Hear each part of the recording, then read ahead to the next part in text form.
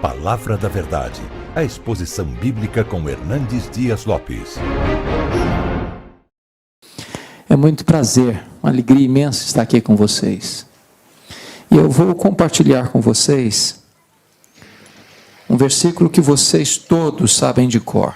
Todos. Está em Filipenses, capítulo 4. Filipenses, capítulo 4. Versículo 4. Uma só, tá bom, pastor? Uma só é o suficiente. Obrigado, viu, querido? Filipenses 4, 4. Esse texto diz, na versão corrigida, regozijai-vos sempre no Senhor. Outra vez digo, regozijai-vos. Na versão que eu tenho atualizada diz, alegrai-vos sempre no Senhor. Outra vez digo, alegrai-vos. Toda a igreja comigo assim? Alegrai-vos sempre no Senhor. Outra vez digo, alegrai-vos. Amém. Eu quero começar pedindo licença a vocês para lhes fazer uma pergunta. E uma pergunta pessoal. E eu estou convencido de que vocês não gostam de perguntas pessoais. Aliás, nós não gostamos de perguntas pessoais.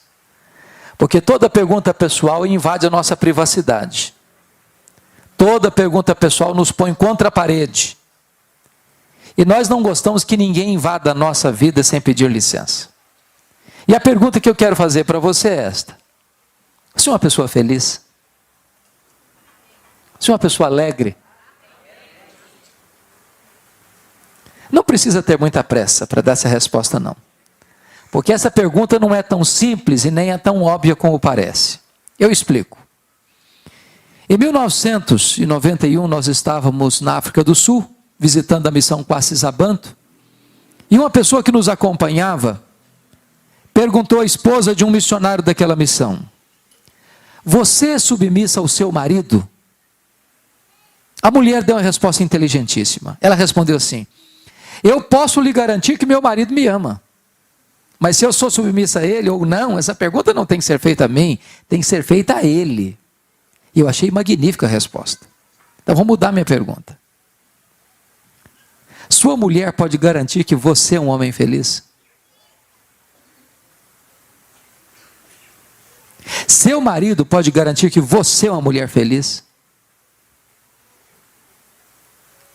Lá em Provérbios 31 diz que os filhos da mulher virtuosa se levantavam e diziam assim, mamãe é uma mulher ditosa, mamãe é uma mulher feliz. Seus filhos podem dizer isso a seu respeito? Seus pais podem dizer isso a seu respeito? Seu namorado, sua namorada, seu noivo, sua noiva, pode dizer isso a seu respeito? Seus parentes podem dizer isso a seu respeito? Seus colegas de escola, de trabalho, podem dizer isso a seu respeito? Os membros da sua igreja podem dizer isso a seu respeito? É muito provável que a essas alturas você já esteja criando aí alguns mecanismos de defesa no seu coração. Talvez você possa até estar dizendo assim, pastor, estão fazendo essas perguntas porque não conhece a minha vida. Porque se eu contar a minha história, até pedra chora.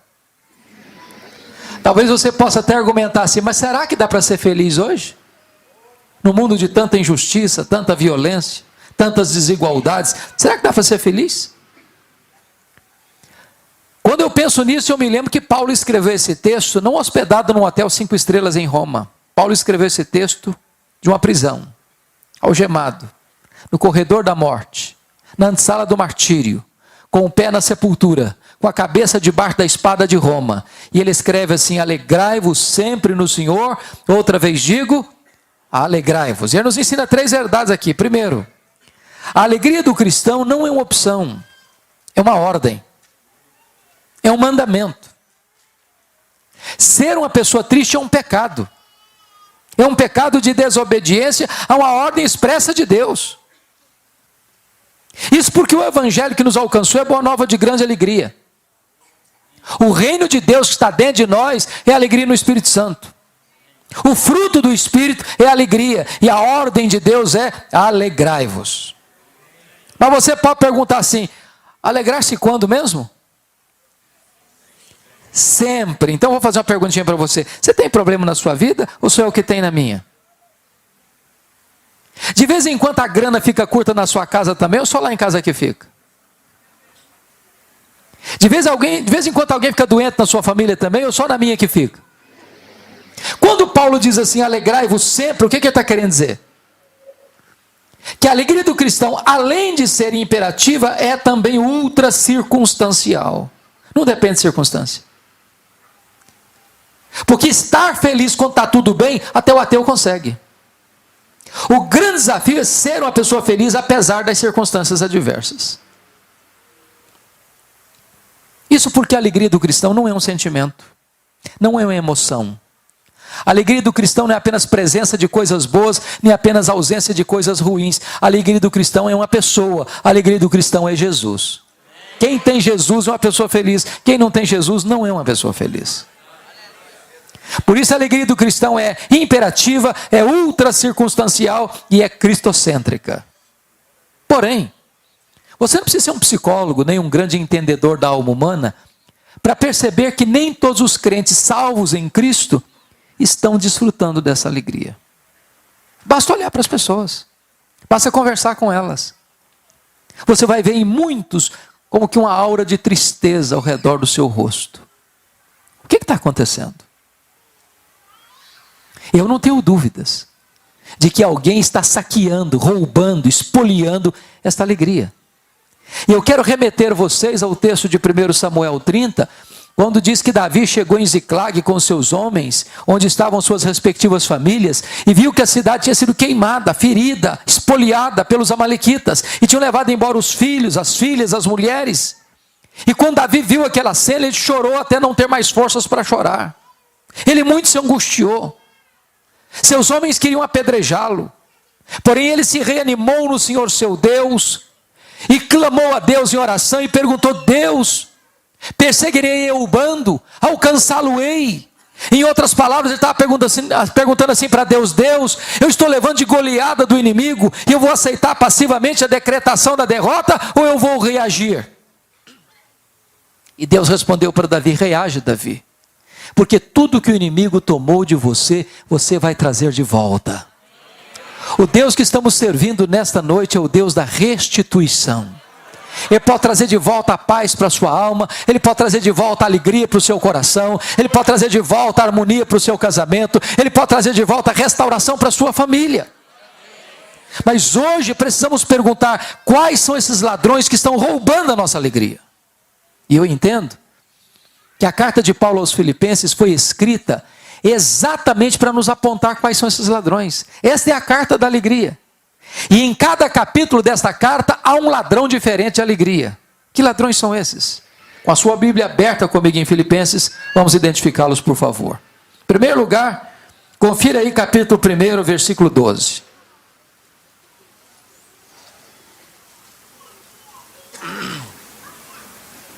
Paulo diz assim: meus irmãos, eu quero cientificar-vos de que as coisas que me aconteceram têm antes contribuído para o progresso do Evangelho. Preste bem atenção nisso. As coisas que me têm acontecido ou que me aconteceram, e as coisas que nos acontecem são as circunstâncias da vida, e as circunstâncias da vida são o primeiro ladrão da alegria. Sabem por quê? Porque as coisas acontecem com você querendo você ou não, gostando você ou não, planejando você ou não.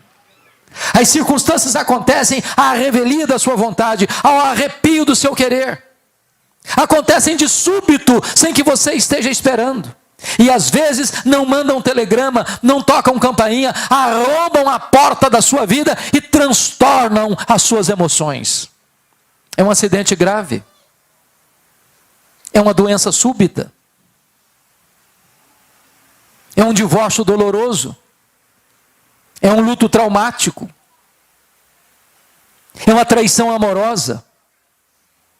É uma perda financeira radical.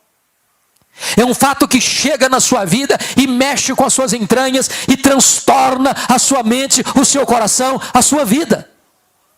Pense comigo nessa cena. Um pai e uma mãe criam uma menina com todo o desvelo. Esse pai, com muita alegria e com um senso de dever cumprido, leva essa menina ao altar no dia do casamento. E essa menina se casa na expectativa de construir um lar feliz, para logo depois descobrir que casou-se com um homem rude, um homem infiel, um homem violento, que vai transtornar a sua vida, que vai fazer do seu projeto de felicidade um inferno existencial, e aquele casamento que começou para ser um projeto de vida, termina machucado, ferido, transtornado, nas barras de um tribunal, por um doloroso divórcio. Se você não tomar cuidado, isso leva embora a sua alegria. Você vai ao médico para um exame de rotina, e descobre que está com a doença grave, talvez incurável na perspectiva da medicina. Se você não tomar cuidado, isso leva embora a sua alegria. Você trabalhou, dedicou-se, economizou, investiu, granjeou, formou um patrimônio, de repente, numa decisão errada, você perde anos de trabalho. Se você não tomar cuidado, isso leva embora a sua alegria. 5 anos, 10 anos, 20 anos, 30 anos de vida conjugal, de fidelidade, de respeito, de amor, de carinho, de afeto. De repente, uma punhalada nas costas, uma traição, uma separação amarga, um divórcio doloroso. Se você não tomar cuidado, isso leva embora a sua alegria. Circunstâncias.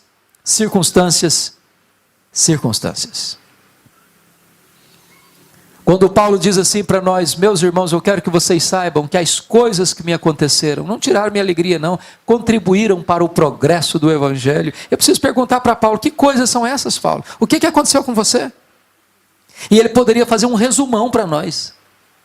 E ele poderia dizer assim: olha, eu fui perseguido em Damasco, eu fui rejeitado em Jerusalém, eu fui esquecido em Tarso, eu fui apedrejado em Listra, eu fui preso e açoitado em Filipos, eu fui escorraçado de Tessalônica, eu fui enxotado de Bereia, eu fui chamado de tagarela em Atenas, eu fui chamado de impostor em Corinto, eu enfrentei feras em Éfeso, eu fui preso em Jerusalém, eu fui acusado em Cesareia, eu enfrentei um naufrágio para Roma, eu fui picado por uma cobra em Malta, eu cheguei em Roma preso e algemado. Mas eu quero que vocês saibam que as coisas que me aconteceram têm antes contribuído para o progresso do Evangelho. Esse homem não crê em acaso, esse homem não crê em sorte, esse homem não crê em azar, esse homem não crê em determinismo, esse homem não tem medo de olho gordo, esse homem não tem medo de sexta-feira 13, esse homem sabe que a mão de Deus dirige o seu destino. Ele escreve nesse primeiro capítulo de Filipenses, porque ele estava preso, 3 coisas aconteceram. Primeiro, a igreja foi mais encorajada a pregar. Quando a igreja de Roma viu que Paulo, preso, estava evangelizando mais gente do que eles, mexeu com eles. Ray Stedman, de saudosa memória, tem um método, diz ele, infalível de crescimento de igreja. Eu, pessoalmente, não gosto muito. Mas ele disse que a melhor forma de levar a igreja a crescer é botar os pastores na cadeia. Se os pastores forem presos, a igreja se levanta. Porque Paulo estava preso, diz ele, toda a guarda pretoriana, bem como os demais, tomaram conhecimento das suas cadeias, em outras palavras, ouviram o Evangelho. Agora você pergunta, o que era a guarda pretoriana? A guarda pretoriana era a guarda de elite do imperador. Eram os soldados da mais alta patente do império. Eram 16 soldados de escol, gente que trafegava livremente pelos corredores do palácio e exercia influência política no império. O que aconteceu? Paulo era um prisioneiro político, Paulo era cidadão de Roma. E ele estava lá sob a égide do imperador. Portanto, durante 2 anos, em 3 turnos por dia, um soldado tinha que estar algemado a ele. E o que Paulo fazia? Evangelho neles, evangelho neles, evangelho neles. Se Paulo estivesse solto, ele jamais teria chance de evangelizar aquele tipo de gente. Depois de 2 anos, toda a guarda pretoriana estava evangelizada. Os membros do palácio estavam evangelizados. E quando Paulo escreve essa carta de Roma, diz lá no capítulo 4, verso 22, os santos vos saúdam, especialmente os da casa de César. Nero, que era o imperador da época, não sabia de uma coisa, mas Deus o havia constituído em presidente das missões estrangeiras do império. porque havia colocado lá dentro do palácio o maior evangelista e missionário da época, e diante dele seu auditório. Quando você pensa que a sua vida está de ponta cabeça, é a mão de Deus que está dirigindo o seu destino. Porque Paulo estava preso em terceiro lugar, ele não podia visitar as igrejas. O que ele fez? Começou a escrever cartas. As cartas da primeira prisão, Efésios, Filipenses, Colossenses, Filemon. Se Paulo estivesse solto, talvez você e eu não teríamos essas joias na nossa Bíblia. Se você não olhar para as circunstâncias da vida sob a perspectiva da providência de Deus, você perde a alegria. Mas eu quero dizer para você uma coisa: nem um fio de cabelo da sua cabeça pode ser tocado sem que Deus saiba, sem que Deus permita, sem que Deus tenha um propósito. Vamos ao segundo ladrão da alegria, capítulo 2, por favor.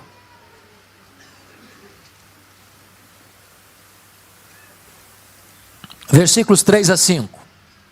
Paulo diz assim: nada façais por partidarismo ou vanglória, mas por humildade, considerando cada um o outro superior a si mesmo. Não tem em vista o que é propriamente seu, senão também cada qual o que é dos outros. Tende em vós o mesmo sentimento que houve também em Cristo Jesus. O segundo ladrão da alegria são as pessoas.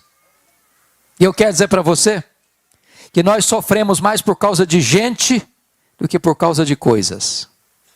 As pessoas nos fazem chorar mais do que as circunstâncias. Sabem por quê? Porque as pessoas nos decepcionam. E nós decepcionamos as pessoas. É por isso que é impossível ter uma vida saudável, um casamento saudável, uma família saudável, uma igreja saudável, sem o exercício do perdão. Nós temos queixas uns dos outros. Nós erramos uns com os outros. Nós falhamos uns com os outros. E eu quero dizer para você que o perdão é vital. O perdão não é fácil, mas ele é necessário. Jesus Cristo chegou a dizer o seguinte: se você não perdoar, você não pode orar. Você pode até orar, mas não vai valer nada. Se você não perdoar, você não pode trazer a sua oferta ao altar. Se você não perdoar, você não pode adorar a Deus. Se você não perdoar, você não pode ser perdoado. Se você não perdoar, você adoece fisicamente, emocionalmente, espiritualmente. Se você não perdoar, você é entregue aos verdugos da consciência, aos flageladores da alma, você não tem paz.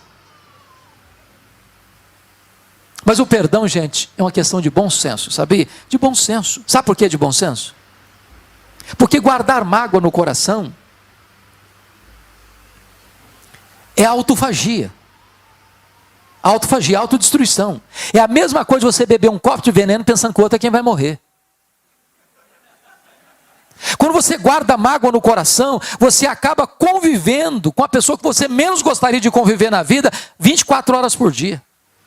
Essa pessoa domina você, ela controla a sua mente, ela controla as suas emoções. Você vai chegar em casa cansado para tirar uma soneca, essa pessoa se deita do seu lado e se transforma no seu pesadelo. Você chega em casa com fome para tomar um lanche, essa pessoa se assenta à mesa com você e tira o seu apetite. Você vai sair de férias com a família, essa pessoa pega carona com você e estraga as suas férias. A única maneira de ser livre é perdoar. O perdão não é fácil não, mas ele é necessário. É necessário. Talvez a dor mais aguda que eu já senti na minha vida, e eu já senti muitas, foi quando eu recebi um telefonema no começo do meu ministério, me informando que o meu irmão, que acabara de fazer 27 anos no dia anterior, tinha sido assassinado com 11 golpes de faca, todos mortais, pelo primo primeiro da sua mulher. A dor foi tão cruel, que quando eu recebi a informação, eu perdi a voz. Eu me lembro que quando Deus restaurou minhas forças, a primeira palavra que Ele pôs na minha boca foram essas palavras: eu perdoo o assassino. Eu não tinha outra opção. Ou perdoava, ou adoecia. Ou perdoava, ou minha vida transformar-se-ia no inferno. Ou perdoava, ou teria que abandonar o ministério. Mas eu quero dizer para você uma coisa nessa noite: o perdão é maior do que o ódio. O perdão é maior do que a mágoa.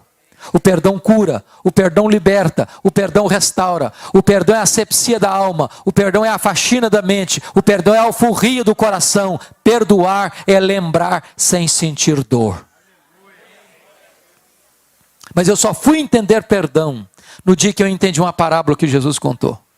A parábola do credor incompassivo. Jesus contou que o rei acertava conta com seus súditos e encontrou um servo que lhe devia 10.000 talentos. Não tendo com que pagar o rei mandou vender sua mulher, seus filhos. O homem pediu misericórdia para o rei: tem paciência comigo e tudo eu te pagarei. O rei perdoa a ele a dívida de 10.000 talentos. Lá na frente, aquele camarada encontrou um outro indivíduo que lhe devia também 100 denários. Não tendo com que lhe pagar, o homem pediu misericórdia. Ele disse: não tem paciência com você não. Agarrou o cidadão e disse: paga o que você me deve, senão jogo você na cadeia. O rei ficou sabendo disso, ficou muito irado, mandou chamar aquele homem lá e disse: servo malvado, eu perdoei a você 10.000 talentos e você não pôde perdoar o seu conservo 100 denários? Pois você vai ser entregue aos verdugos, aos flageladores, até que você pague o último centavo. E Jesus termina a parábola dizendo assim: assim vosso Pai Celeste vos fará, se do íntimo não perdoardes uns aos outros. A parábola terminou e eu não entendi quase nada. Quase nada. Sabe por que eu não entendi quase nada? Eu não sei quanto vale 10.000 talentos. Também não sei quanto vale 100 denários. Ficou dito pelo não dito. Jesus está usando uma moeda que eu não conheço. Na verdade, Jesus não contou aqui apenas uma parábola, Jesus contou aqui uma hipérbole, um exagero. Nenhum judeu podia dever 10.000 talentos no primeiro século, nenhum judeu. Sabe quanto vale 10.000 talentos? Um talento são 35 quilos de ouro. 10.000 talentos são 350 mil quilos de ouro.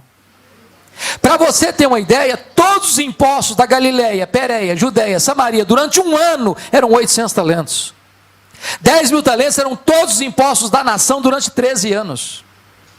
Naquela época, o salário de um trabalhador era 1 denário por dia. Para um homem juntar 10.000 talentos, ganhando 1 denário por dia, ele teria que trabalhar ininterruptamente 150.000 anos.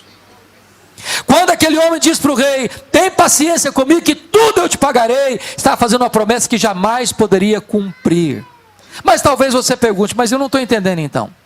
Por que que Jesus contou uma parábola com uma conta tão grande assim? Uma dívida tão imensa assim? Sabe por quê? Porque este é o tamanho da sua dívida e da minha dívida com Deus. A nossa dívida com Deus era impagável e Deus nos perdoou completamente. Louvado seja o seu nome.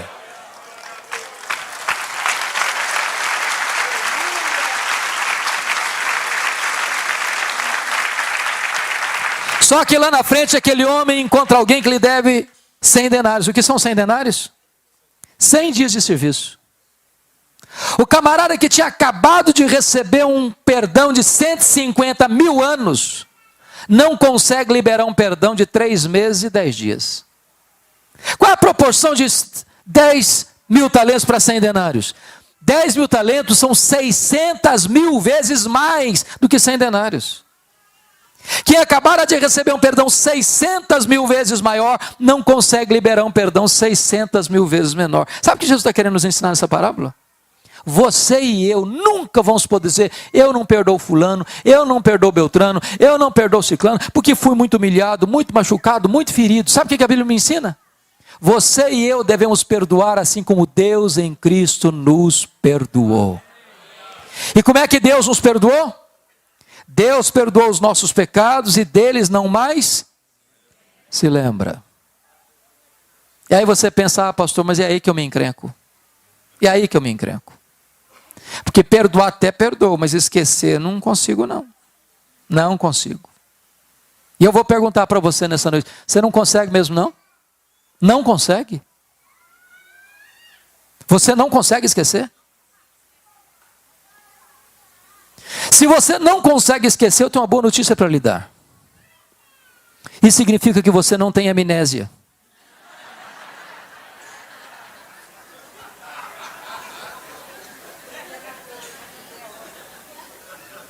Eu quero dizer para você nessa noite que Deus também não tem amnésia. Quando a Bíblia diz que Deus perdoa e esquece, a Bíblia não está querendo dizer que Deus tem amnésia. Deus sabe tudo. Deus é onisciente. Deus não tem perda de memória. Mas então o que a Bíblia quer dizer que Deus perdoa e esquece? A Bíblia quer dizer que Deus nunca mais joga no seu rosto um pecado que Ele já perdoou. Que Deus nunca mais cobra de você uma dívida que Ele já perdoou. Portanto, perdoar é lembrar sem sentir dor.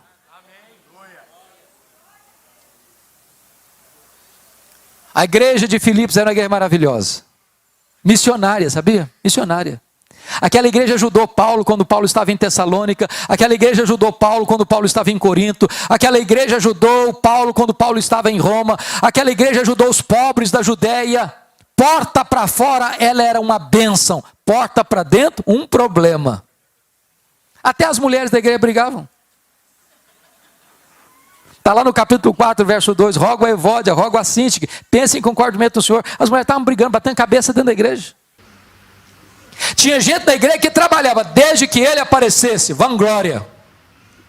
Tinha gente que estava até engajada desde que o grupinho dele aparecesse, partidarismo. Tinha gente na igreja, e Paulo talvez estivesse escutando esse relatório, e falou: Paulo, você que não está aqui, tem gente aqui que dá azia em copo de bicarbonato, não tem jeito não.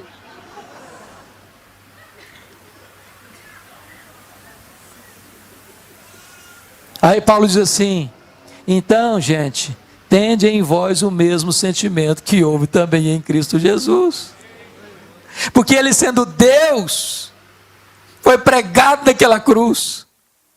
E mesmo sofrendo a mais alta injustiça lá da cruz, Ele ainda rogou e disse: Pai, perdoa-lhes, porque não sabem o que fazem. Talvez alguns de vocês vão precisar fazer uma viagem, fazer uma visita, mandar uma carta, mandar um e-mail, fazer um telefonema, mas em nome de Jesus não guarde mágoa, porque se você guardar mágoa, tiver pendências nessa área na sua vida, as pessoas vão roubar a sua alegria. Vamos ao terceiro ladrão? Capítulo 3 comigo, por favor, versículo 19.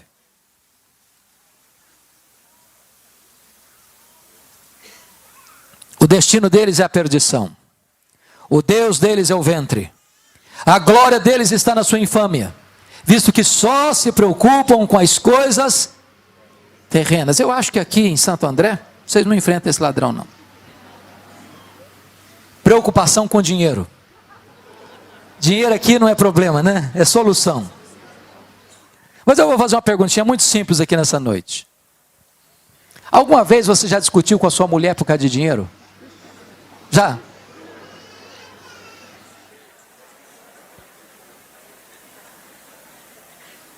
Não, vocês são muito crentes, eu acho que isso não acontece com vocês. Alguma vez você já discutiu com seu marido por causa de dinheiro? Tem certeza que vocês mulheres não fazem isso? Se você falar para mim que nunca discutiu com seu marido, com a sua mulher por causa de dinheiro, eu vou duvidar da sua honestidade. Porque as pessoas discutem por causa de dinheiro. Discutem porque tem dinheiro. Discutem porque não tem dinheiro. Discute porque tem muito dinheiro. Discute porque tem pouco dinheiro. Discute porque não tem dinheiro nenhum. Sempre discute. O dinheiro é o maior ponto de discussão dentro das famílias hoje. O problema é que algumas pessoas só se preocupam com as coisas terrenas. É gente que não tem tempo para a família, para o casamento, para o marido, para a esposa, para os filhos, para os pais. Gente que não tem tempo para a igreja, gente que não tem tempo para Deus. Porque só se preocupam com as coisas terrenas. Gente que acorda de madrugada, gente que vai dormir tarde, gente que come penosamente o pão que granjeiam, porque só se preocupam com as coisas terrenas. O dinheiro não é apenas uma moeda, o dinheiro é um ídolo, o dinheiro é mamon. E no altar de mamon tem gente que vive, tem gente que morre, tem gente que casa, tem gente que descasa, tem gente que mente, tem gente que corrompe, tem gente que é corrompida, porque só se preocupam com as coisas terrenas. Nós estamos vivendo um mundo muito complicado hoje, não estamos? Os estudiosos dessa área dizem que é o tempo da globalização. É verdade, globalização. Nós somos uma aldeia. Dá um problema na bolsa lá de Singapura, de Nova York, de Tóquio, o tremor chega no seu bolso na mesma hora. Quer ver um exemplo de globalização? A crise imobiliária nos Estados Unidos em 2008. Os bancos emprestaram mais dinheiro que podiam, a bolha estourou e a crise, no efeito cascata, atingiu a economia do mundo. Eu sou do estado do Espírito Santo, como o pastor já disse. Vocês sabem que o Espírito Santo é o maior produtor de rochas ornamentais do planeta hoje. O Espírito Santo é o maior produtor de granito do mundo. Muitos donos de pedreira no meu estado quebraram, porque o mercado imobiliário dos Estados Unidos bambearam as pernas. Sabe por quê?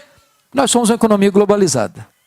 E nessa economia globalizada, diz Tom Cine, no seu livro Lado Oculto da Globalização, que mais de 50% das riquezas do planeta estão nas mãos de pouco mais de 100 empresas particulares. A Toyota é mais rica do que a África do Sul. A GM é mais rica do que a Noruega. O Walmart é mais rico do que 150 países. No ano 2000, Bill Gates tinha uma renda líquida de 400 milhões de dólares por semana. O problema desta economia é que as empresas querem mais do seu tempo e mais do seu dinheiro. E aí você, para entrar nessa rotina, você tem que entrar também no consumismo. E nós entramos no consumismo. Quer ver um exemplo disso?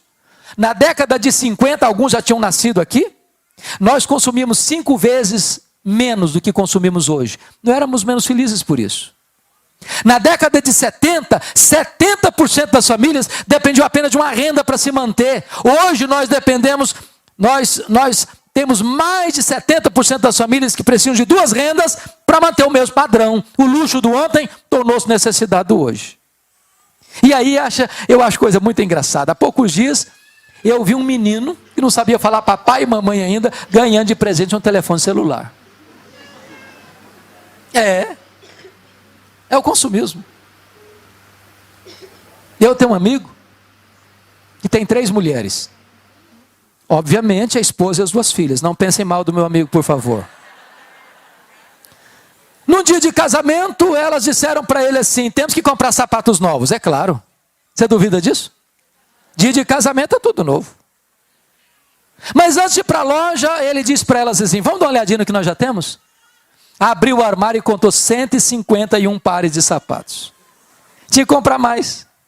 Sabe como é que você chama isso? Consumismo. E eu vou lhe dar uma definição de consumismo então. Consumismo é quando você compra o que você não precisa, com o dinheiro que você não tem, para impressionar as pessoas que você não conhece.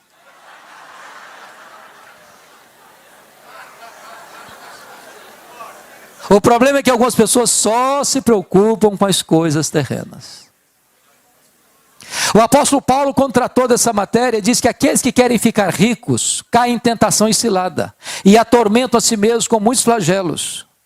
Ele diz o seguinte: eu não trouxe nada para o mundo, nós não vamos levar nada do mundo, portanto, tendo o que comer, o que beber, o que vestir, com isso estejamos contentes, porque a piedade com contentamento é grande fonte de lucro, mas o amor do dinheiro é a raiz de todos os males.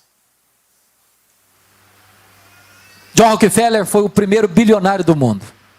E ele disse: o homem mais pobre que eu conheço é aquele que só tem dinheiro. Alguém disse, com certa razão, as pessoas mais felizes são aquelas que chegam em casa cheirando graxa e comem um bom prato de arroz com feijão e dormem a noite toda bem dormida. Quando John Rockefeller morreu, esse primeiro bilionário do mundo, um curioso foi ao cemitério. E ele deu um jeito de encostar no contador do John Rockefeller e perguntou, cheio de curiosidade: e aí, camarada, me conta, quanto é que o doutor John Rockefeller deixou? O contador olhou para ele surpreso e disse: uai, camarada, ele deixou tudo, ele não levou nem um centavo.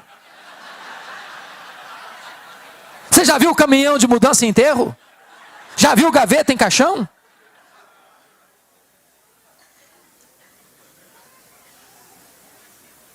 E quantas vezes você e eu estamos malucos, correndo para baixo e para cima, se não trouxemos nada, se não vamos levar nada, e se precisamos de tão pouco.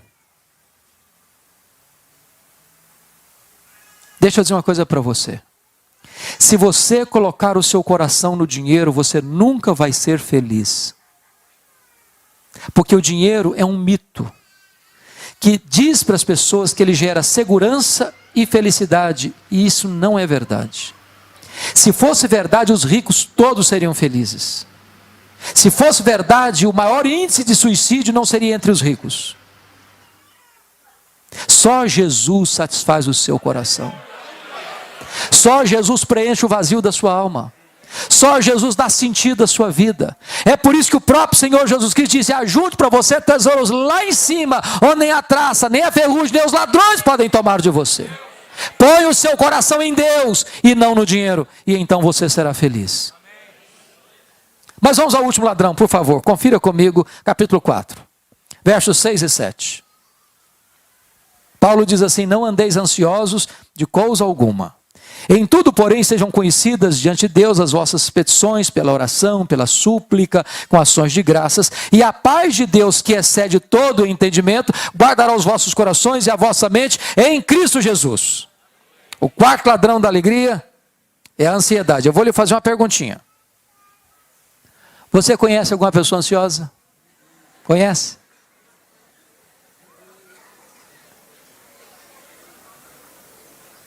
Já viu alguma pessoa ansiosa hoje? Hoje? Tem certeza? Vocês se olharam no espelho antes de vir para cá? Você é daquele tipo de gente que fica roendo as unhas? Ou daquele tipo de gente que o problema está lá na China, você pensa que já está batendo na porta da sua casa? Ou daquele tipo de gente que quando não tem problema, você cria um porque não sabe viver sem problema? A ansiedade é o mal desse século, irmãos. A ansiedade atinge crianças, adolescentes, jovens, homens, mulheres, idosos, doutores, analfabetos, crentes e descrentes. Até as crianças estão ansiosas. Sabia disso? Todo mundo. Então, todo mundo é. Vamos saber a solução agora. Já percebeu que até as crianças estão ansiosas? Hollywood fez uma pesquisa sobre isso. E descobriu o seguinte: que as crianças estão ansiosas porque elas gostam de filmes, de jogos e de brinquedos de ação. Se você um dia tiver coragem de assistir todos os desenhos da televisão brasileira, eu vou lhe garantir que você não dorme de noite com a luz apagada.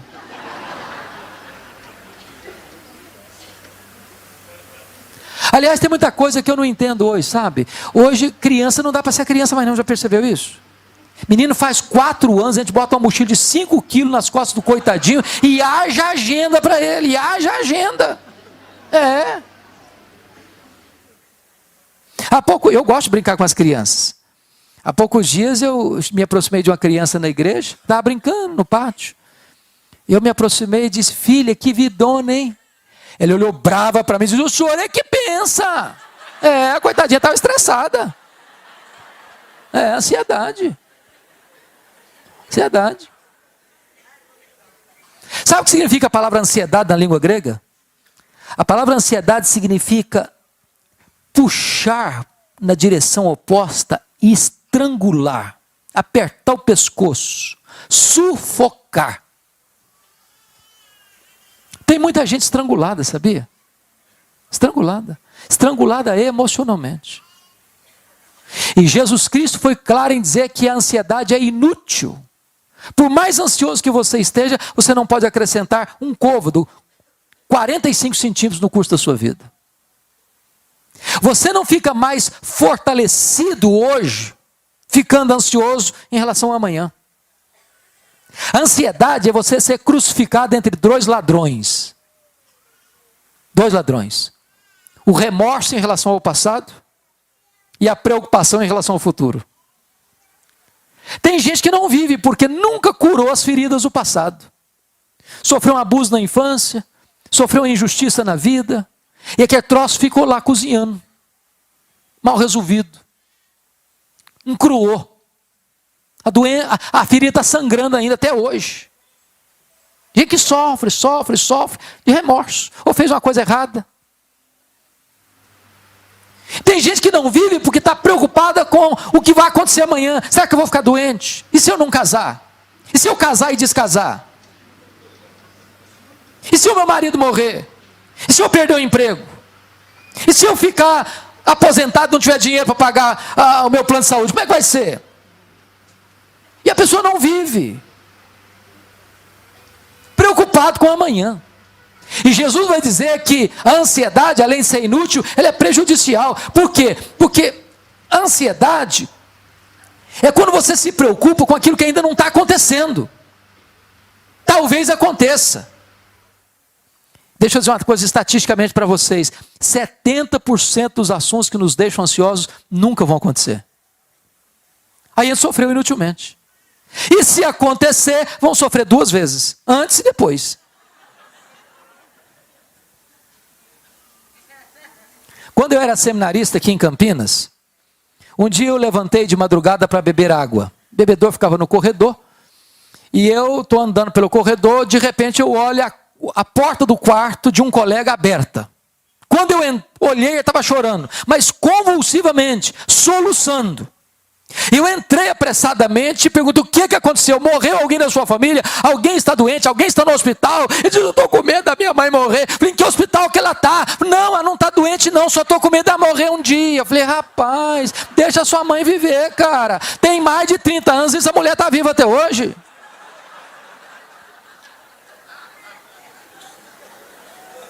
Há poucos dias entrou a mãe chorando no meu gabinete com a menina de 3 anos no colo, chorando. Falei: o que aconteceu, mãe? Eu estou com medo da minha filha crescer e não casar. Falei: mas nem cresceu ainda. Que é isso? Ansiedade pura. Mas deixa eu dizer uma coisa mais para vocês. A ansiedade, além de inútil e prejudicial, ela é sinônimo de incredulidade. Jesus Cristo disse: os gentios que não conhecem a Deus é que se preocupam com todas essas coisas, que comeremos, que beberemos, com que nos vestiremos, mas vós deveis buscar em primeiro lugar o reino de Deus e a sua justiça, e as demais coisas vos serão acrescentadas. Sabe por que você e eu ficamos ansiosos? É porque nós duvidamos que o nosso Deus seja suficientemente poderoso e bom para cuidar da nossa vida. Qual o remédio para a ansiedade? Paulo dá a receita. Não andeis ansiosos de algumas coisas, foi isso que ele disse? Não andeis ansiosos de coisa alguma. Em tudo, porém, sejam conhecidas diante de Deus as vossas petições, pela oração, pela súplica, com ações de graças. Então Paulo está falando de 3 coisas aqui, preste bem atenção nisso. A palavra oração aí no grego é a mesma palavra para adoração. Então Paulo está falando de 3 coisas: de adorar a Deus, de pedir ou suplicar a Deus e de dar graças a Deus. Agora, você sabia qual a diferença entre adorar a Deus e dar graças a Deus? Você adora a Deus por quem Deus é, e você dá graças a Deus pelo que Deus faz. Então eu vou fazer uma oração de adoração. É o que Paulo mandou fazer para curar minha ansiedade. Aí eu chego para Deus e diz: meu Deus, eu quero te adorar, porque tu és o Deus da minha vida. Tu és o meu Criador, tu és o meu provedor, tu és o meu consolador, tu és o meu redentor, tu és o meu protetor. Eu quero te adorar, Deus, porque tu és o Deus autoexistente, porque tu és o Deus infinito, porque tu és o Deus imenso, porque tu és o Deus eterno, porque tu és o Deus imutável. Eu quero te adorar porque tu és o Deus onipotente, porque tu és o Deus onipresente, porque tu és o Deus onisciente, porque tu és o Deus transcendente, porque tu és o Deus soberano. Eu quero te adorar porque tu és o Deus fiel, porque tu és o Deus verdadeiro, porque tu és o Deus justo, porque tu és o Deus misericordioso. Eu quero te adorar porque tu és rico em misericórdia e tem prazer em perdoar. Eu quero te adorar porque tu és a minha rocha, porque tu és a minha alegria, porque tu és o meu pastor, porque tu és a razão da minha vida, em nome de Jesus, amém.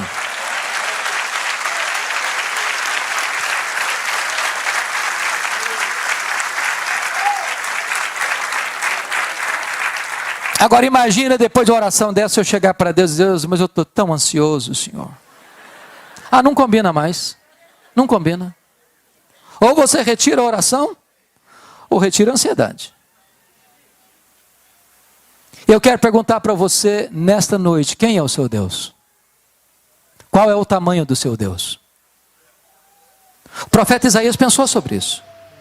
Quando ele escreveu o capítulo 40 do seu livro, ele diz o seguinte: o meu Deus é aquele que mede as águas na concha da sua mão. O meu Deus é aquele que pesa o pó da terra em balança de precisão. O meu Deus é aquele que mede os céus a palmos. O meu Deus é aquele que espalha as estrelas do firmamento, e por ser forte em força e grande em poder, quando as chama, nenhuma delas vem a faltar. Agora pergunte a um astrônomo: qual é o tamanho deste universo que Deus mediu a palmos?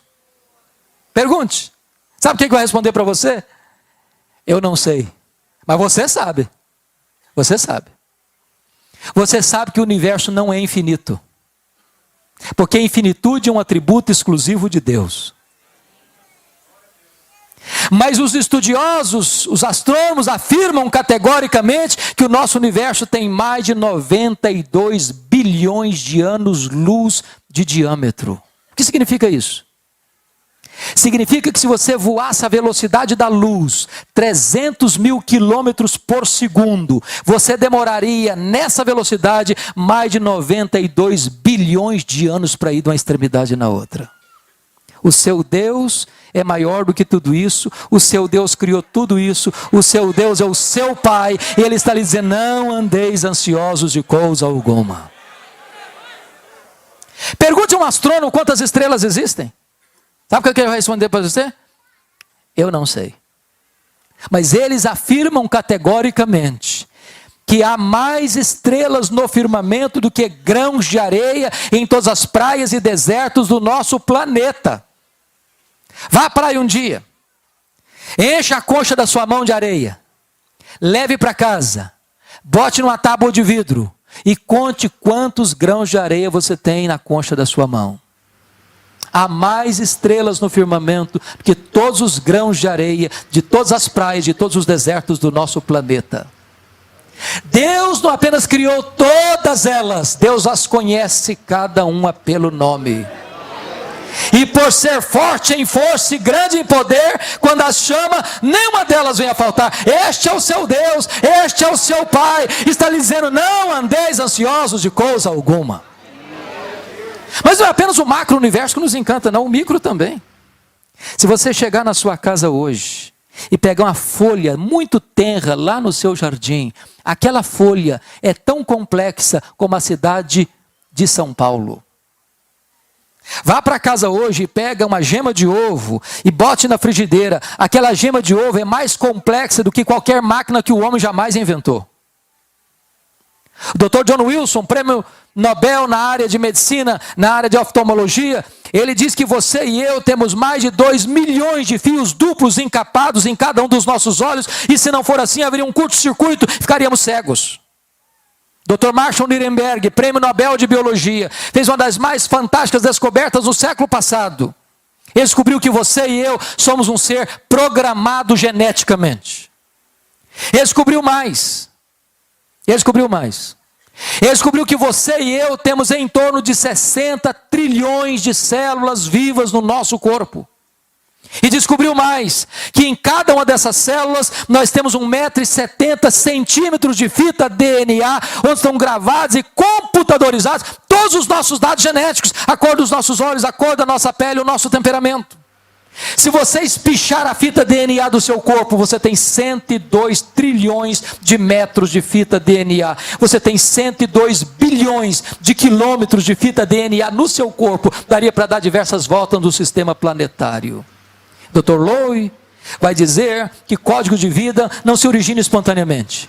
Código de vida não se origina de uma explosão cósmica. Código de vida não se origina de uma evolução de milhões e milhões de anos. Código de vida foram plantados em você pelo Deus Todo-Poderoso, Criador dos céus e da terra. Esse Deus é o seu Pai, e Ele está lhe dizendo: não andeis ansiosos de coisa alguma. Quando você conhece esse Deus, não tem espaço para ansiedade. O resultado disso é que, em vez de ansiedade, a paz de Deus, que excede todo todo entendimento, vem guardar o nosso coração e a nossa mente em Cristo Jesus.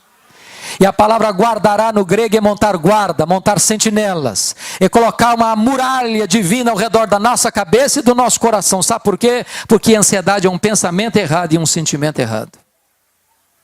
Quando a ansiedade que entra, não consegue mais, porque tem uma soldadesca divina, a paz de Deus guardando a mente e o coração, a razão e a emoção. É por isso, irmãos, que Paulo podia dizer de dentro de uma cadeia: alegrai-vos sempre no Senhor. Outra vez digo, alegrai-vos. Quando eu era criança, eu escutei a seguinte frase, pastor, numa igreja: projeto de Deus é fazer você santo e não fazer você feliz. Aí eu engoli um negócio meio esquisito, porque a primeira parte eu entendi muito bem, sede santos, porque eu sou santo. A segunda eu não entendi. Aí eu fui pesquisar. Aí descobri que talvez quem melhor entendeu esse negócio foram aqueles irmãos nossos lá da Inglaterra do século 17. Quando eles perguntaram assim: qual é o fim principal do homem?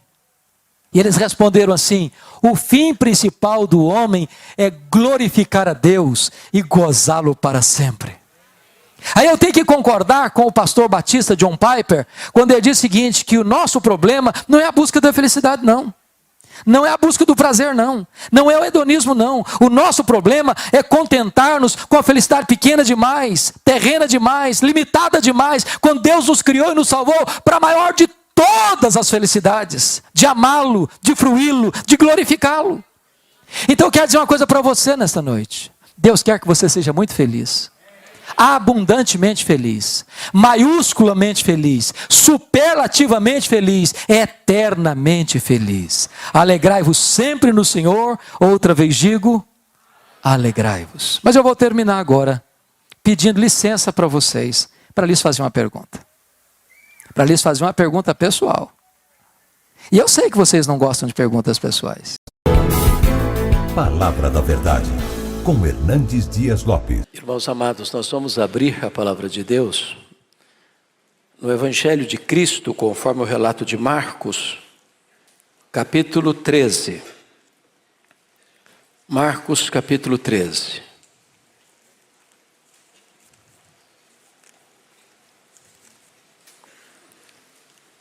Nós vamos ler todo este capítulo do Evangelho segundo Marcos. Está escrito assim: ao sair Jesus do templo, disse-lhe um de seus discípulos: mestre, que pedras, que construções. Mas Jesus lhe disse: vês estas grandes construções? Não ficará pedra sobre pedra que não seja derribada. No Monte das Oliveiras, defronte do templo, achava-se Jesus assentado, quando Pedro, Tiago, João e André lhe perguntaram em particular: dize-nos quando sucederão estas coisas, e que sinal haverá quando todas elas estiverem para cumprir-se? Então Jesus passou a dizer-lhes: vede que ninguém vos engane. Muitos virão em meu nome dizendo: sou eu, e enganarão a muitos. Quando, porém, ouvirdes falar de guerras e rumores de guerras, não vos assusteis.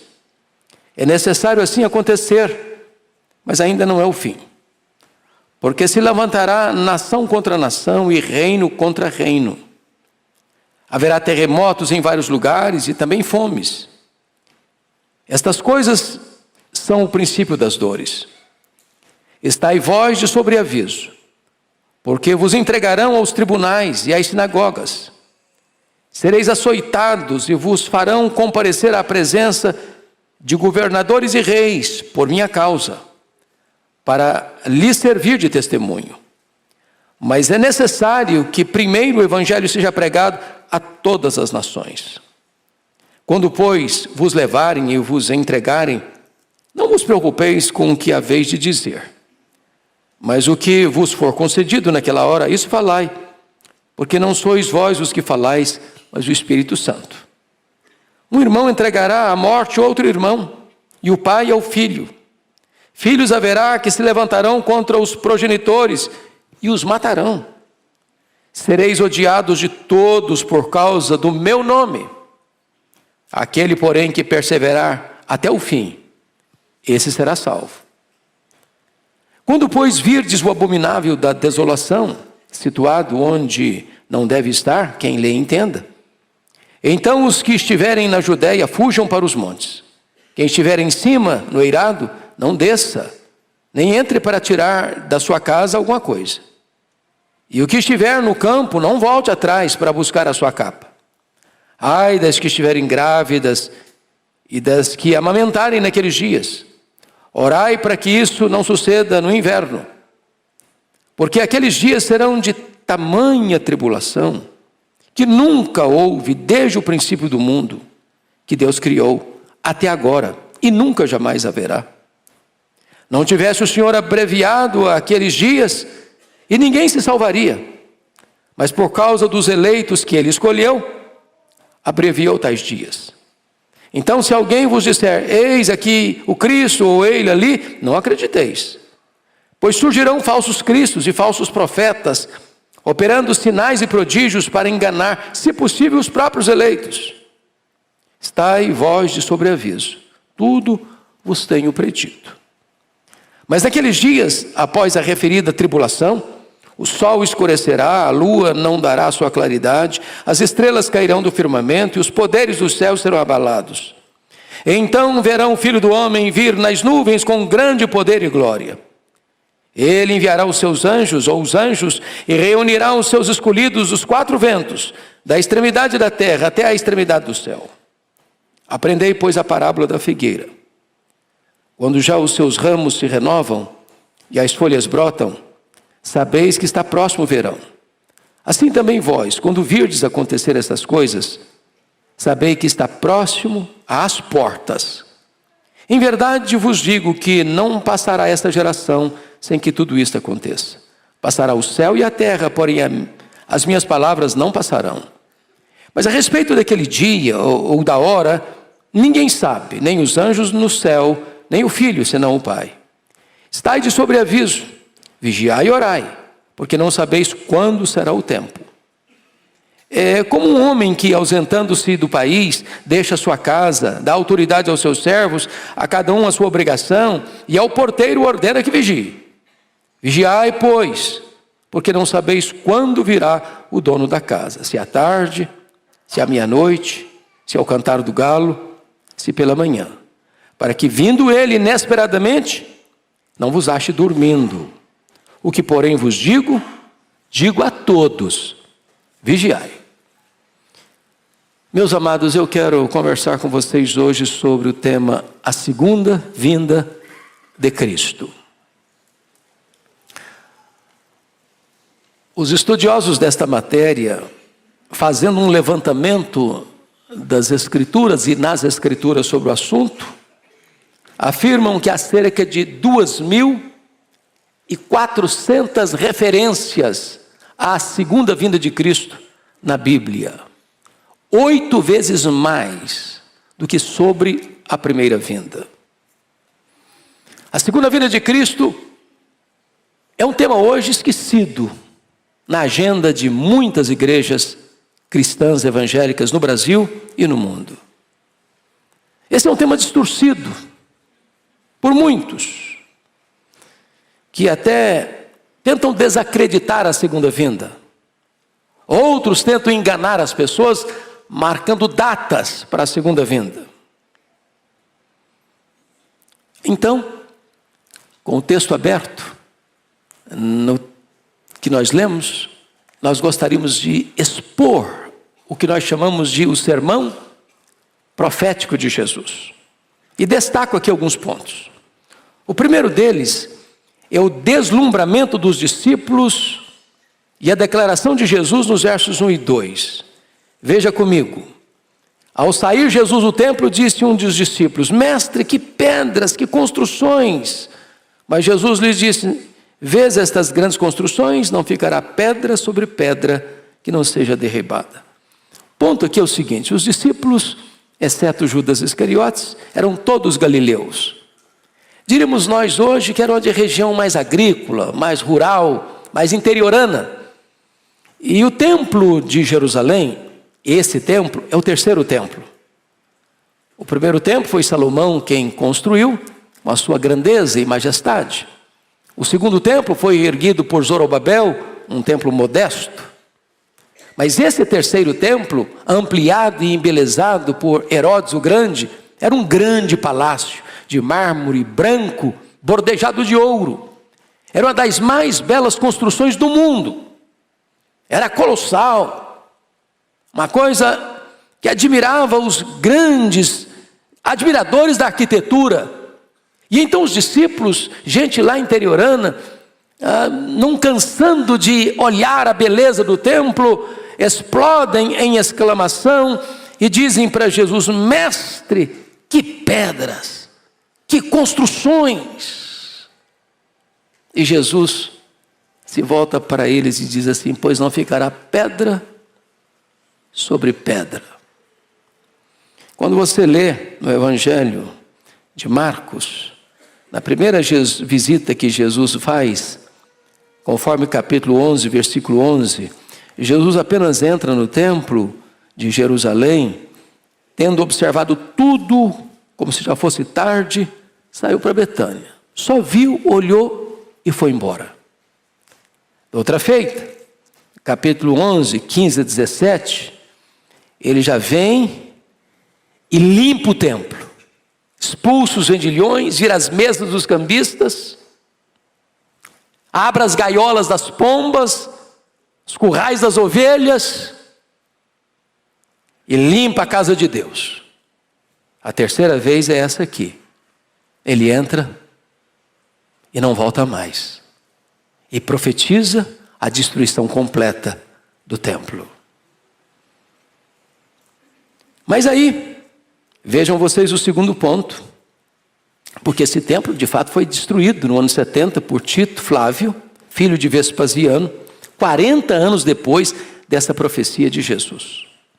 Vem o segundo ponto, a profecia acerca da destruição de Jerusalém e a profecia da segunda vinda. Confira comigo, por gentileza, capítulo 13, versos 3 e 4.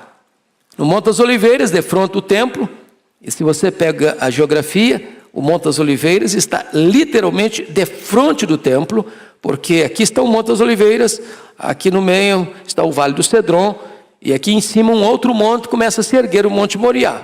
E ali está o templo.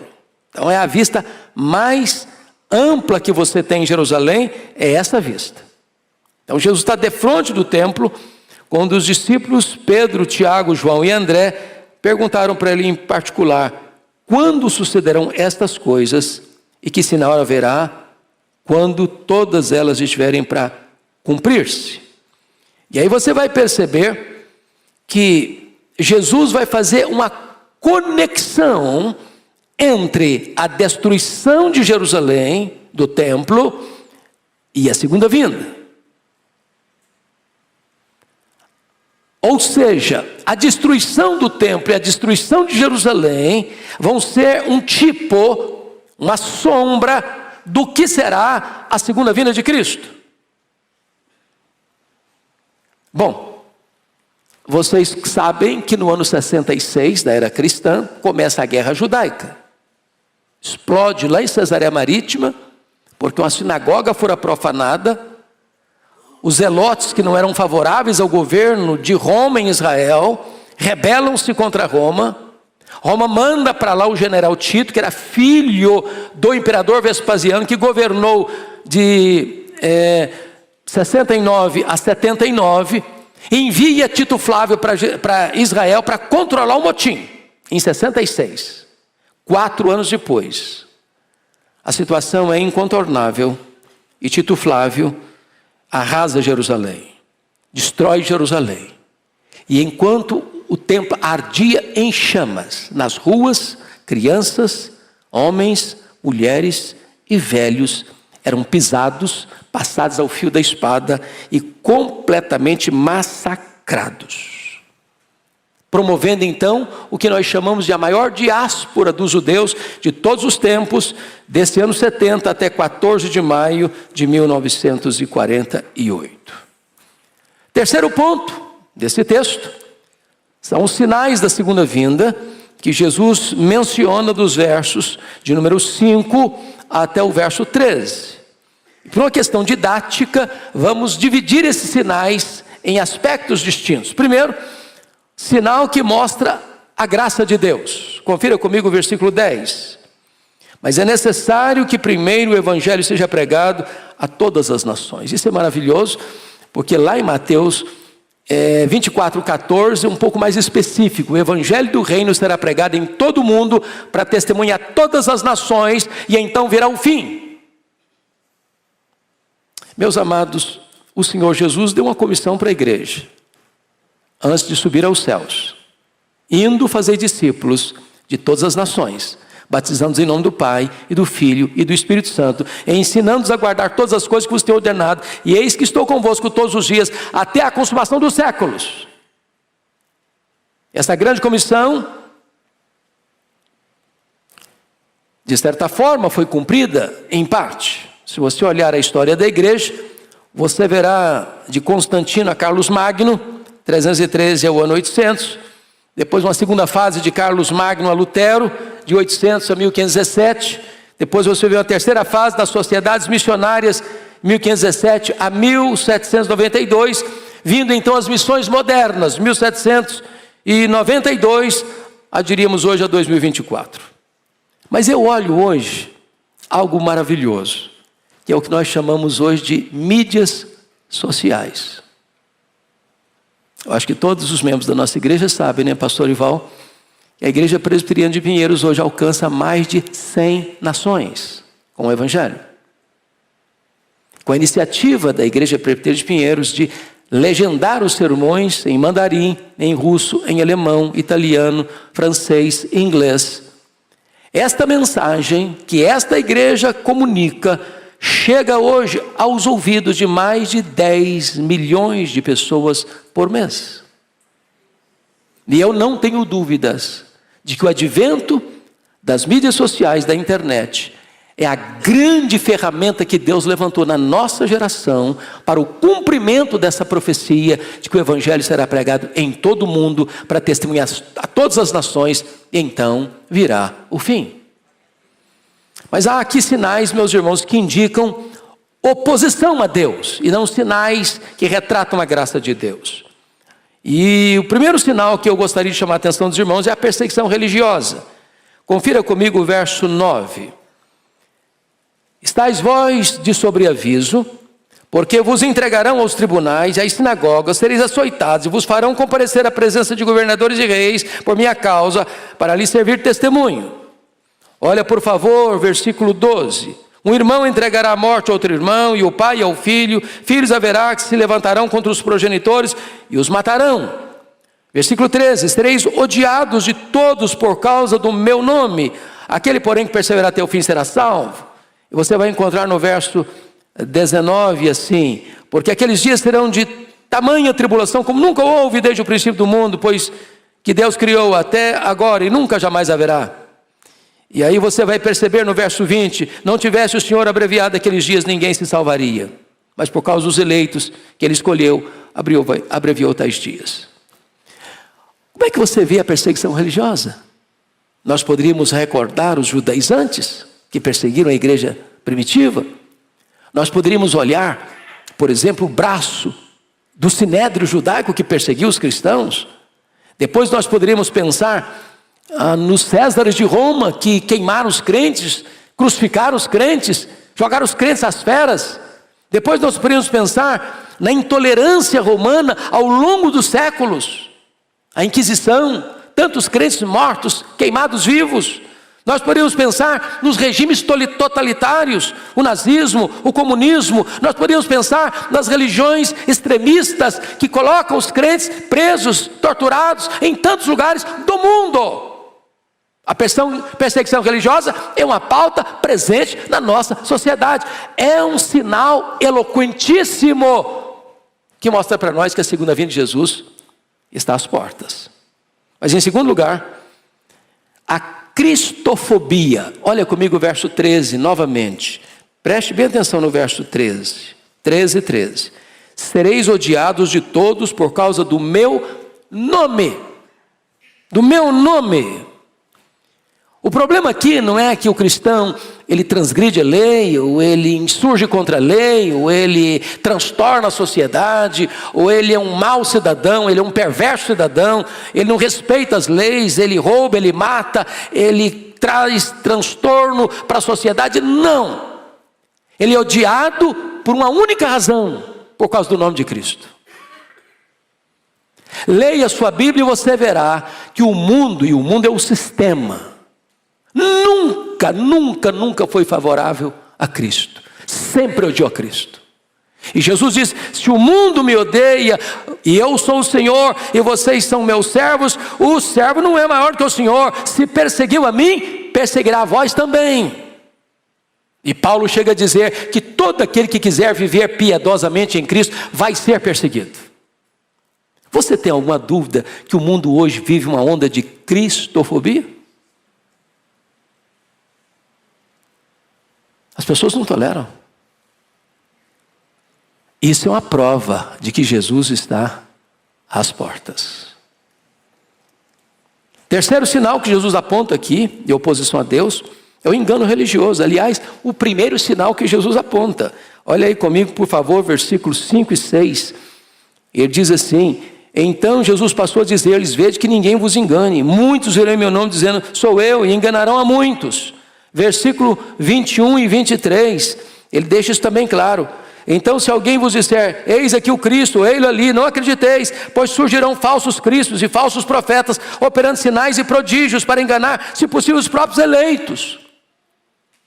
Então você vai encontrar falsos apóstolos, falsos profetas, falsos mestres, falsos pastores, falsas doutrinas, falsas igrejas, falsos crentes.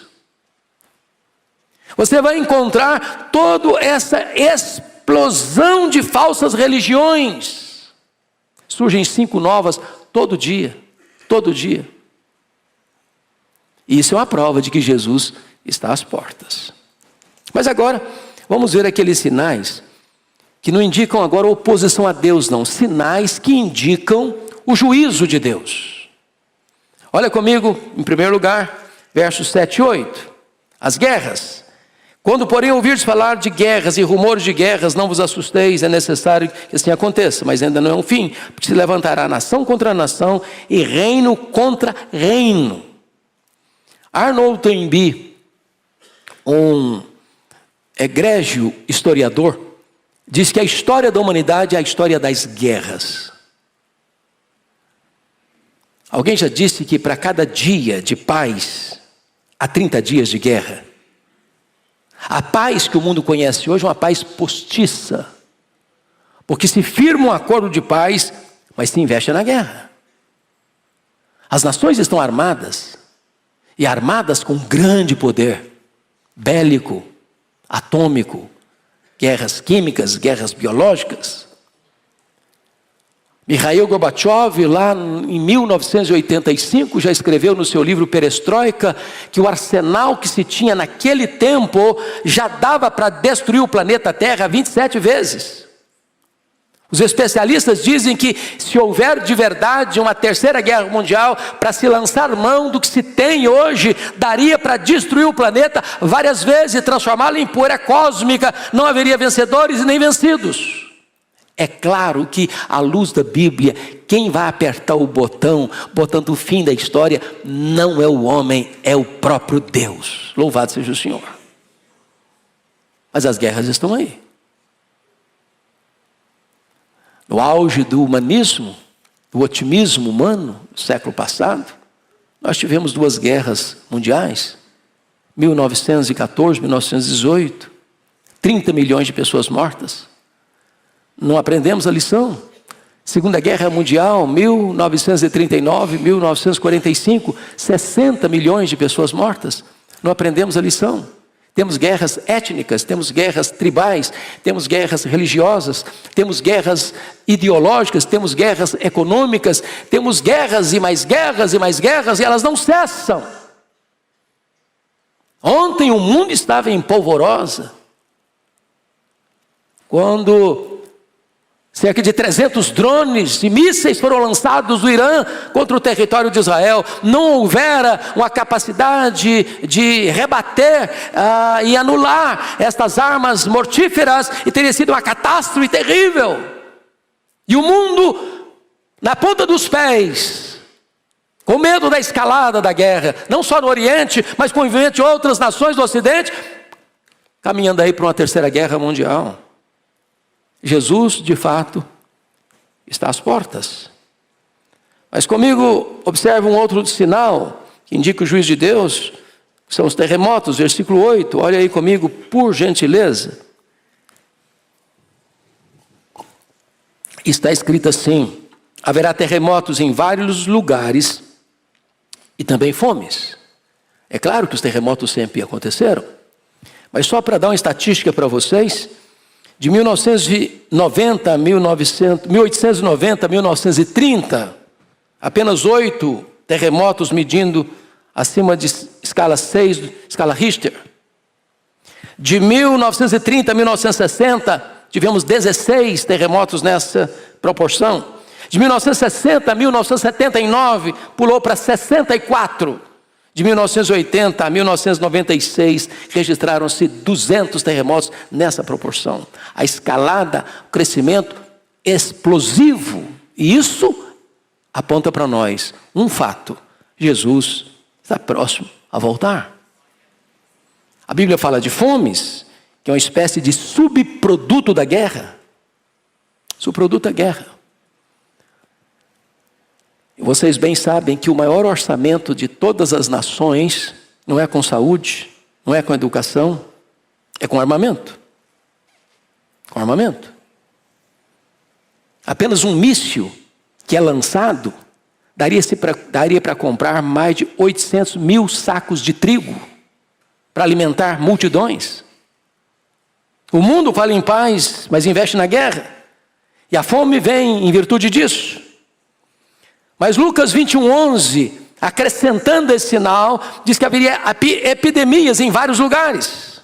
E o mundo já enfrentou tantas, como a peste negra, que dizimou 1/3 da Europa, como a febre espanhola, que foi tão devastadora no século passado, a Covid-19, que atingiu o mundo inteiro e deixou todos nós de sobressalto. São sinais da segunda vinda de Cristo. Mas agora veja você, um outro sinal que está relatado aí no versículo 14, que é o aparecimento do anticristo. Quando, pois, virdes o abominável da desolação, situado onde não se deve estar, quem lhe entenda, então os que estiverem na Judéia fujam para os montes. E aqui o Senhor Jesus volta a tratar do tipo e do antítipo. Ele volta a falar do ano 70, de Tito Flávio, que invade Jerusalém, e isso ser uma sombra, um tipo de que será o anticristo. Por que ele está usando essas figuras? Vejam vocês aí, quem estiver em cima no eirado, não desça, para tirar nada de casa. Quem estiver num campo, não volte para sua casa, para buscar sua capa. Ai das que estiverem grávidas, ai das que amamentarem naqueles dias. Orai para que não aconteça no inverno. Porque Jesus está dando uma profecia. E essa profecia cumprir-se-ia 40 anos depois. No ano 70. A invasão de Jerusalém foi horrível. Horrível. As pessoas foram cercadas. Elas foram sitiadas, entrincheiradas. Elas não podiam sair, não tem mais provisão, não tem mais água, não tem mais comida, só tem desespero. Como aconteceu no cerco de Jerusalém, onde Jeremias registra que mais felizes foram os que morreram à espada dos que morreram de fome dentro dos muros. A ponto das mães comerem os corpos mortos de seus próprios filhos. E o que ele está dizendo é o seguinte: uma mulher grávida, ai das que estiverem grávidas, uma mulher grávida não consegue correr, fugir. Como 1000 judeus fugiram e se refugiaram lá às margens do Mar Morto, na fortaleza de Massada. Uma mulher que tem um bebê no colo amamentando, ela não consegue ter celeridade para correr. No inverno, as pessoas não têm todo o preparo para sair e fugir no inverno rigoroso de abaixo de temperatura de 0 grau, abaixo de 0 grau. Então, o que ele está mostrando é que a invasão de Tito aponta para a tragédia que será esse levantamento do abominável da desolação, chamado o homem da iniquidade, também chamado de o anticristo, ou também chamado de a besta que surge da terra, que vai receber toda a autoridade de Satanás, que vai perseguir os cristãos. E a Bíblia diz lá em Apocalipse capítulo 13, que toda a terra, todas as nações, todos os povos vão adorar o anticristo, vão se prostrar diante do anticristo, exceto os que têm o selo de Deus. Em outras palavras, Jesus não vai perder sequer um cordeirinho, uma ovelha para o anticristo, sequer um. O Senhor Jesus chega a dizer no verso 29, no verso 20, o seguinte: não tivesse o Senhor abreviado aqueles dias e ninguém se salvaria, mas por causa dos eleitos que ele escolheu, abreviou tais dias. Versículo 22. Pois surgirão falsos cristos e falsos profetas, operando sinais e prodígios para enganar, se possível, os próprios eleitos. Os eleitos não serão enganados. O Senhor tem os seus eleitos, o Senhor ama os seus eleitos não serão poupados da tribulação, os seus eleitos serão arrancados do meio da tribulação. Eles enfrentarão.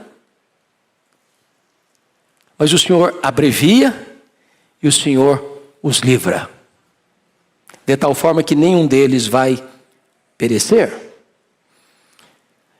Como é que será essa grande tribulação? Você pode ler comigo o verso 19, por gentileza? Vamos todos juntos, por favor? Porque aqueles dias serão de tamanha tribulação, como nunca houve desde o princípio do mundo que Deus criou até agora, e nunca jamais haverá. Eu chamo a sua atenção que esta expressão ela tem 4 paralelos na Bíblia: a grande tribulação, a apostasia, o aparecimento do homem da iniquidade e o pouco tempo de Satanás. Será o período mais tenebroso, mais amargo, mais difícil da história, a grande tribulação. E o Senhor vai arrancar a sua igreja, não tirando-a antes da tribulação, mas sustentando-a, fortalecendo-a, e do meio da tribulação o Senhor tira o seu povo. É o cuidado que o Senhor tem com os seus eleitos. O que é curioso é que no mesmo momento e com a mesma intensidade que vem a grande tribulação, vem também a sedução religiosa. É isso que você verá nos versos 21 a 23. Então, se alguém vos disser, eis o Cristo, ei-lo ali, não acrediteis, pois surgirão falsos cristos, falsos profetas, operando sinais e prodígios para enganar, se possível, os próprios eleitos. Estai vós de sobreaviso, tudo vos tenho predito. Então, não fique assim muito encantado com milagres não, porque os falsos mestres, os falsos profetas, os falsos cristos também vão operar coisas miraculosas, que não é obra de Deus, para enganar. E vão enganar, exceto os eleitos de Deus. Louvado seja o Senhor. Agora vejam vocês, a descrição da segunda vinda, comparando comigo aí o que vai acontecer nos versos 24 e 25. Mas naqueles dias, após a referida tribulação, o sol escurecerá, a lua não dará sua claridade, as estrelas cairão no firmamento, os poderes do céu serão abalados. Meus irmãos, este é um fenômeno catastrófico, cósmico. E quem vai tratar isso de maneira detalhada é o apóstolo Pedro, na sua segunda carta, capítulo 3. Eu preciso que você vá comigo para lá, porque eu não poderia reproduzir literalmente, com fidelidade, esses 3 versículos e eu não conseguiria descrever com tamanha eloquência e clareza o que Pedro descreveu. Então vá comigo rapidinho para lá e a gente volta para cá para Marcos, para olhar como é que vai ser esses fenômenos da natureza. Capítulo 3 de 2 de Pedro, por gentileza. Versículo 7. Eu queria que toda a igreja lesse comigo, por favor. 3, 7. Está aí posto na tela, vamos todos juntos ler.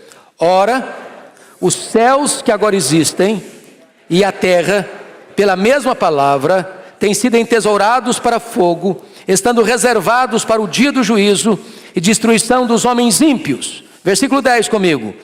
Virá, entretanto, como ladrão, o dia do Senhor, no qual os céus passarão com estrepitoso estrondo, e os elementos se desfarão abrasados. Também a terra e as obras que nela existem serão atingidas. Comigo o verso 12. Esperando e apressando a vinda do dia de Deus, por causa do qual os céus incendiados serão desfeitos, e os elementos abrasados se derreterão. É uma cena dramática, pavorosa, que é descrito no capítulo 6, versos 12 a 17, como uma cena das mais dramáticas da história. Mas olha qual é a postura do crente, como é que estará o crente nesse momento. Triste, abatido, com medo? Não. Leia em voz bem alta, 2 de Pedro 3,13 agora. Nós, porém, segundo a sua promessa, esperamos novos céus e nova terra, nos quais habita justiça. Louvado seja o Senhor. Glória a Deus. Como é que será a volta do Senhor? Veja agora, voltando para Marcos 13, por favor, irmãos, verso 26, ela será visível. Está escrito assim: então verão o Filho do Homem vir nas nuvens com grande poder e glória. Verão, verão, verão. Apocalipse 1,7 diz que todo olho verá, até aqueles que o traspassaram. O que significa isso? O que significa é o seguinte: quando Jesus voltar, 2 coisas vão acontecer. Primeiro, os mortos vão ressuscitar. Uns para a ressurreição da vida, outros para a ressurreição do juízo. Só depois os que estiverem vivos serão transformados e arrebatados.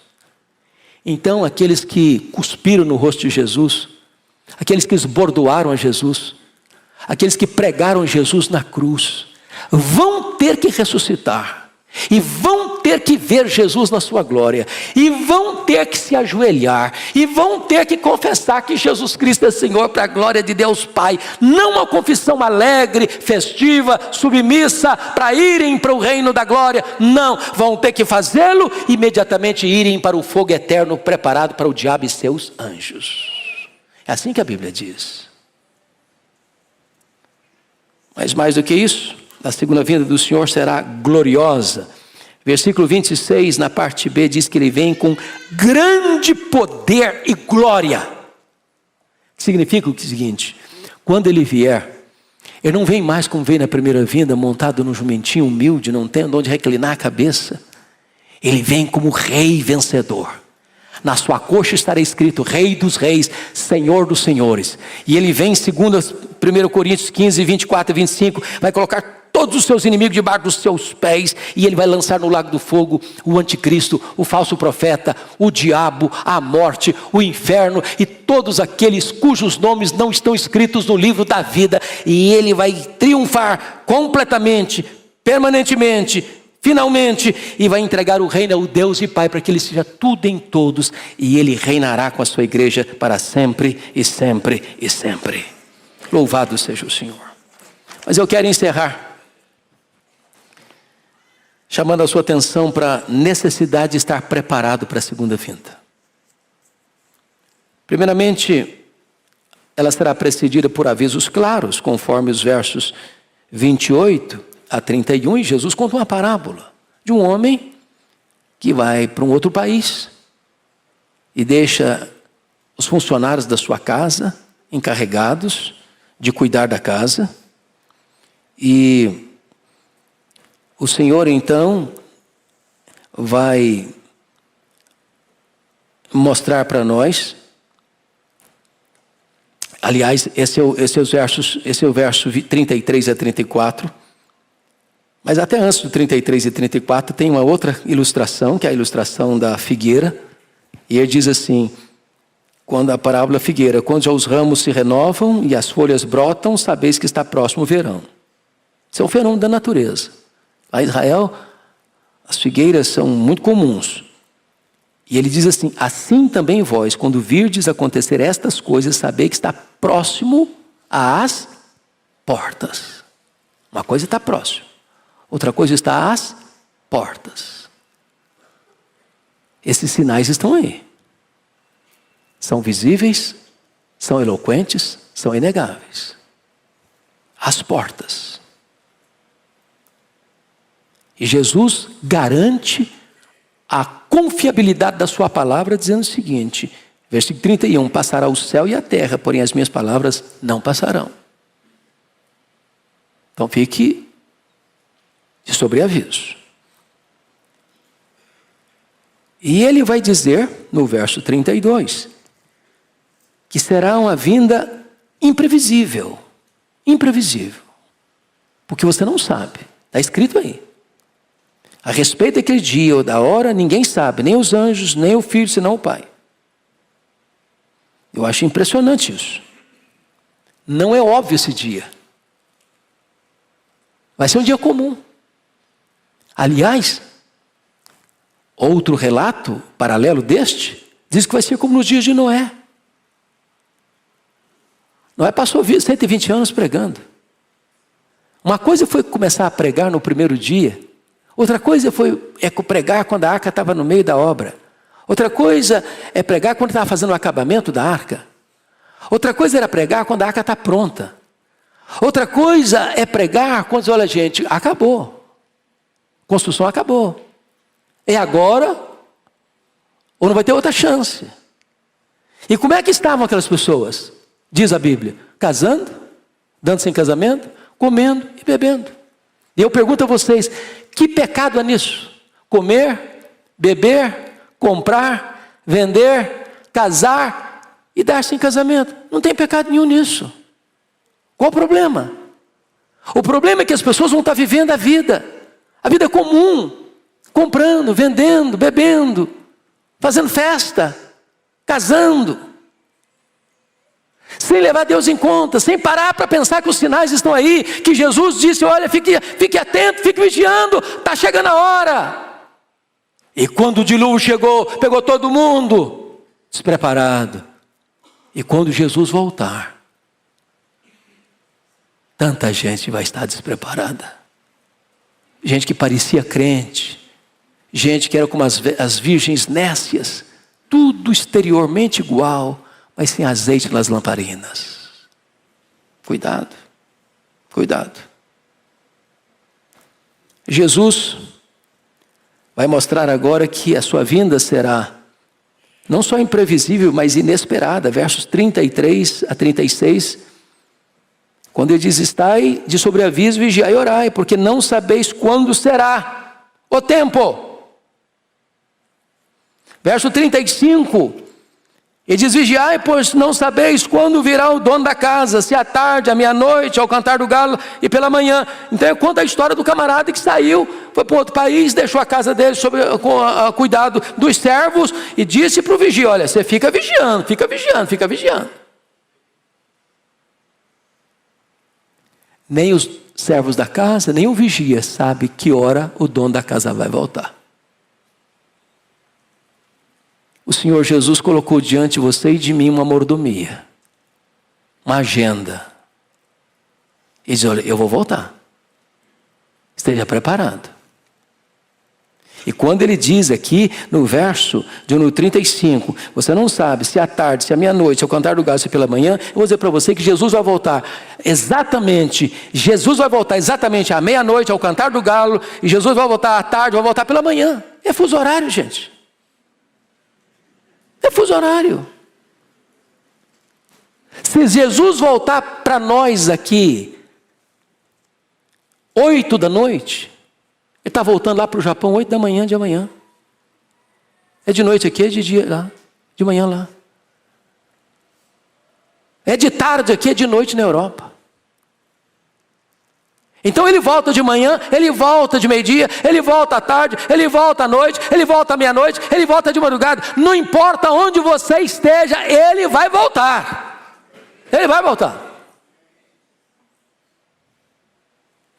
E eu fecho com o último versículo, porque a palavra de Jesus é esta: eu, o que porém vos digo, digo a todos, vigiai.